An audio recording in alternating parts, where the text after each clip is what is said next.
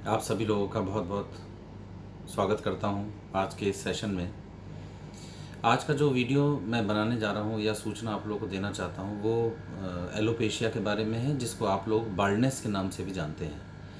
गंजापन, बालों का झड़ना, बालों की क्वालिटी ख़राब हो जाना, डैंड्रफ हो जाना, उसकी वजह से बालों का झड़ना आज गंभीर समस्या बनी हुई है, क्योंकि कोविड के बाद से जो लोग रिकवर हुए हैं उनमें हेयर फॉल और वीकनेस दो चीज़ें ऐसी हैं जो बहुत लंबे समय तक परसिस्ट कर रही हैं, और बहुत सारे मरीज़ इस समस्या से ग्रसित होकर हमारे पास ट्रीटमेंट के लिए आ रहे हैं। तो मेरा ये फ़र्ज़ बनता है कि मैं आप लोगों को इसके बारे में कुछ गाइड करूं, कुछ समझाने का प्रयास करूं, आप लोगों की जो स्ट्रेस और एंग्जाइटी है उसको कुछ कम करने का प्रयास करूं।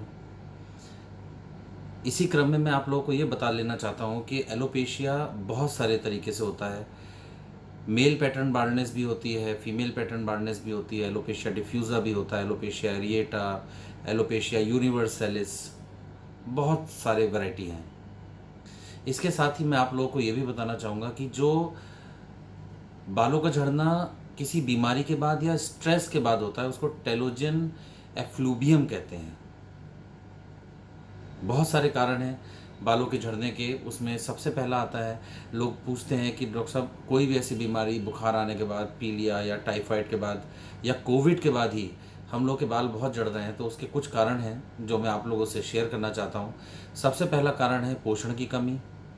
दूसरा है कोविड के बाद और कोविड के दौरान होने वाला स्ट्रेस, उससे लोगों को बहुत हेयर फॉल होता है, वो बहुत लंबे समय तक परसिस्ट कर जाता है। तीसरी चीज़ होती है हार्मोनल इम्बैलेंसेस, जिसकी वजह से हम लोगों को ये दिक्कत का सामना करना पड़ जाता है। बहुत लंबे समय तक अगर हम चिंता में हैं तो वो डिप्रेशन का रूप लेती है। उस समय हमारी बॉडी में जो हैप्पी हार्मोन्स हैं जो हमें खुशी का एहसास दिलाते हैं वो भी कम हो जाते हैं।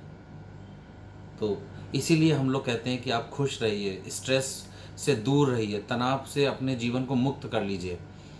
वो इसीलिए क्योंकि आपके सिर्फ बाल ही नहीं, आपके शरीर के बहुत सारे सिस्टम इससे ग्रसित हो जाते हैं। उससे आगे बढ़ते हैं हमारी फूड हैबिट्स। एनोरेक्सिया है या बुलीमिया है, बहुत ज़्यादा खाना खाना भी डिप्रेशन में कई बार लोग शुरू कर देते हैं। उसकी वजह से भी हमारा मेटाबॉलिज्म डिस्टर्ब होता है, हमारे हार्मोनल बैलेंसेस डिस्टर्ब होते हैं और हम हेयर फॉल के शिकार हो जाते हैं।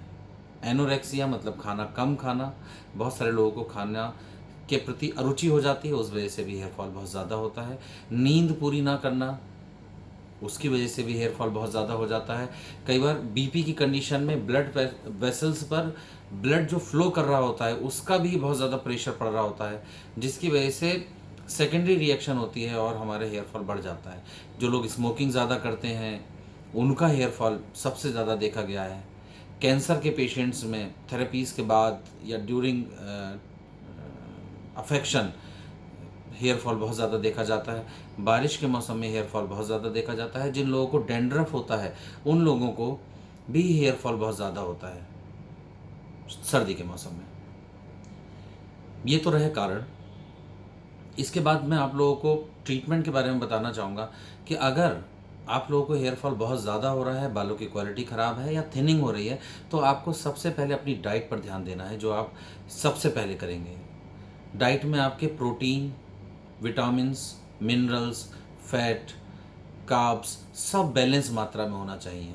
ऐसा ना हो कि प्रोटीन बहुत ज़्यादा हो गया और फैट और विटामिन्स और मिनरल्स कम हो गए। ऐसा ना हो कि प्रोटीन बहुत कम हो गया है लेकिन बाकी चीज़ें बहुत ज़्यादा बढ़ गई हैं। जंक फूड्स पर आपको रोक लगानी पड़ेगी, फ्रोज़न फूड्स पर आपको रोक लगानी पड़ेगी, अगर आप चाहते हैं कि आपके बालों की क्वालिटी इंप्रूव हो और हेयर फॉल से आपको निजात मिले। नींद प्रॉपर लीजिए, रेस्ट कीजिए, योग करिए, एक्सरसाइज ज़रूर। मैं अपने हर वीडियो में बताता हूँ कि आपको एक्सरसाइज अपने दिन में ज़रूर डालनी है, भले ही आप कितने भी स्ट्रेस में हो, आपका डेली रूटीन कितना भी स्ट्रेस्ड हो। बात करते हैं ट्रीटमेंट की। ट्रीटमेंट आपको मैं बताता हूँ, सबसे पहला तो न्यूट्रिशन है। बेस्ट न्यूट्रिशन लीजिए, उसकी मैं लोगों को बहुत ज़्यादा एडवाइस करता हूँ। ट्रीटमेंट भी बहुत ज़्यादा तेज़ी से अफेक्टेड हो जाता है। अगली कुछ मेडिसिन के मैं नाम बताऊंगा, लेकिन इसके साथ ही मैं आपको एक नोट भी दूंगा कि कभी भी बहुत ज़्यादा एक्सटेंसिव हेयर फॉल हो और बहुत दिनों से चल रहा हो, तो आप डॉक्टर की सलाह के बिना ट्रीटमेंट ना स्टार्ट करिए। लेकिन फिर भी मैं आप लोगों को कुछ दवाइयों के नाम बताने जा रहा हूँ, जिसमें एसिड फ्लोर है, वीस्वेडन एक दवाई आती है, सेलेनियम है, अर्निका बहुत अच्छा काम करती है, थूजा एक बहुत अच्छी मेडिसिन है जो हेयर फॉल में काम आती है, मिजेरियम हेयर फॉल में बहुत अच्छा काम करती है जहाँ पर डेंड्रफ हो, एसिड फॉस जहाँ पर वीकनेस बहुत ज़्यादा हो, बहुत अच्छी दवाई है और बहुत सारे लोग खाते हैं इन दवाइयों को।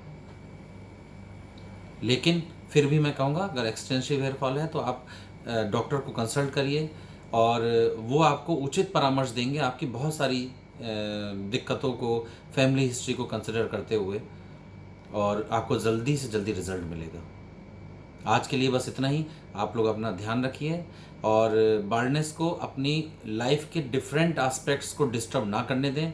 बाल्डनेस भी एक ऐसी समस्या है जो बाकी समस्याओं की तरह ही है, लेकिन इसको हम रिकवर कर सकते हैं थोड़ा सा ध्यान देकर, थोड़ा सा डाइट को कंट्रोल करके, थोड़ा सा एक्सरसाइज करके और स्ट्रेस से दूर रहकर। आज के लिए इतना ही।